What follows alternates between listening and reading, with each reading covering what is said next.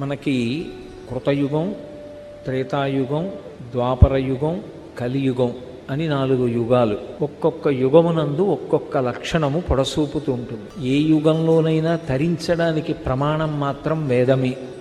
వైదికమైనటువంటి జీవితము మాత్రమే సాధనము. వైదికమైన జీవితము అని నేను అన్నప్పుడు అది కేవలముగా ఎవరో కొంతమందికి మాత్రమే చెందినది అని భావన చెయ్యకూడదు. వేదము భగవంతుని యొక్క ఊపిరి. సమస్త మానవాళి తరించడానికి ప్రమాణము వేదం ఒక్కటే. అటువంటి వేదాన్ని ప్రమాణంగా చేసుకుని జీవితాన్ని తీర్చిదిద్దుకోవడాన్ని వైదికము అని పిలుస్తారు. అంతేకాని వైదికము అన్న మాటకు అర్థం ఏదో ఒక్క బ్రాహ్మణులకు మాత్రమే సంబంధించినది అని పొరపాటు పడకూడదు. అందరూ తరించడానికి వేదమే మార్గం చెప్పింది. అటువంటి మార్గాన్ని అవలంబించి తరించడానికి ప్రయత్నించడాన్ని వైదికమైనటువంటి జీవితము అంటారు.